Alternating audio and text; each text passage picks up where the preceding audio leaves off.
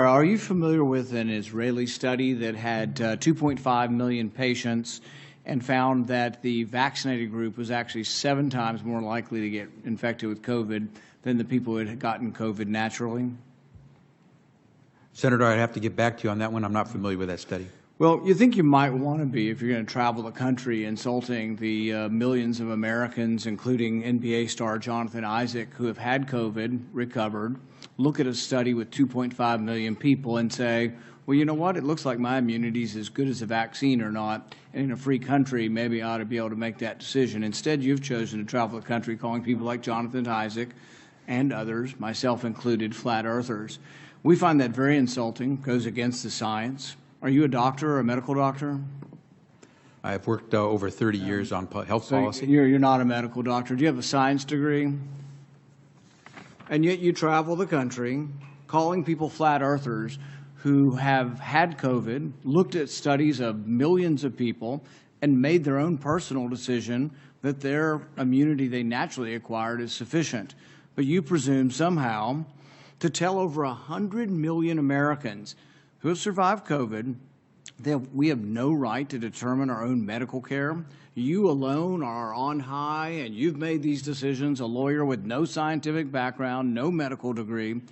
This is an arrogance coupled with an authoritarianism that is unseemly and un-American.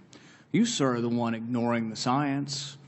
The vast preponderance of scientific studies, dozens and dozens, show robust, long-lasting immunity after COVID infection. Quit lying to people about naturally acquired immunity.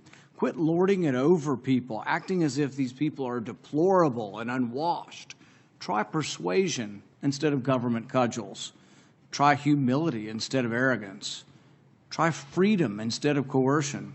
But most of all, try understanding that there's no more basic medical right than deciding what we inject into our bodies. Today, after hearing that millions of people in a study show without a doubt that there's a great deal of immunity from getting it naturally, do you want to apologize to the 100 million Americans who suffered through COVID, survived, have immunity, and yet you want to hold them down and vaccinate them? Do you want to apologize for calling those people flat earthers? Senator, I appreciate your question and appreciate that everyone has their opinion. We follow the facts and the science at HHS. We use the expertise of the medical professionals, the scientists at HHS to make decisions.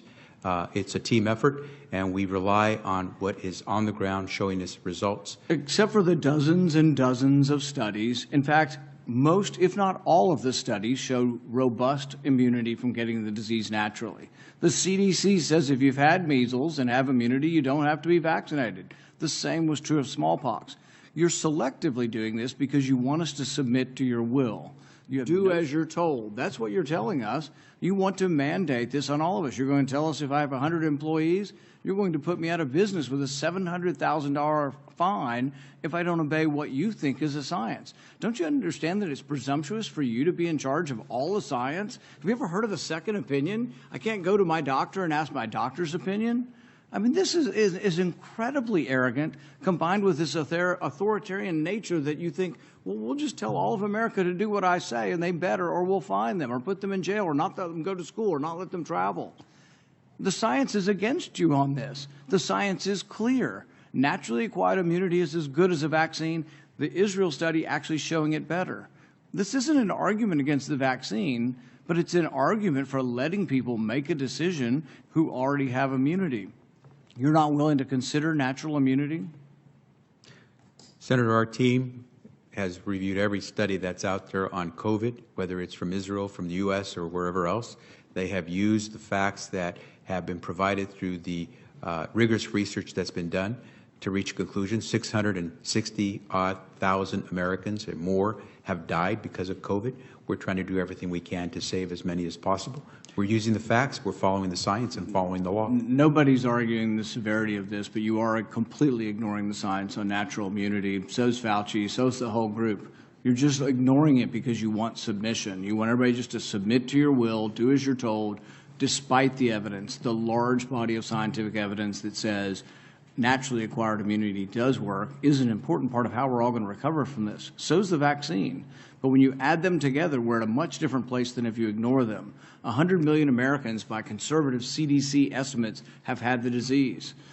200 million or more now have been vaccinated. It's a good thing. Combined together, it's how the disease is. Nobody wants to get the disease. We're not advising anybody to get the disease. But if you're unlucky enough to get it, think of the nurses and doctors and orderlies who all bravely took care of COVID patients. There was no vaccine for a year and a half. They took care of people, risked their lives. They got it, survived, and now people like you are arrogant enough to say you can no longer work in the hospital because you've already had the disease. We're going to force you to take a vaccine that the science does not prove is better than naturally acquired. That's an arrogance that should be chastened. Thank you.